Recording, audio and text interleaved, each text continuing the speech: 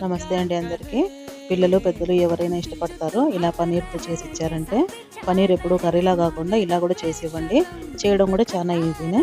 చపాతీ చేసినప్పుడు 1, 2 మిగిలిపోతుంటాయి కదా.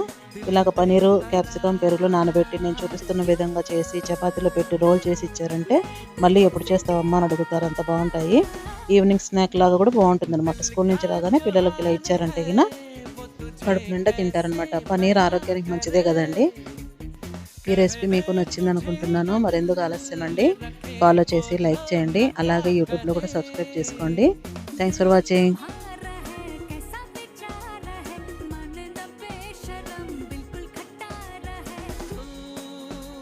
करे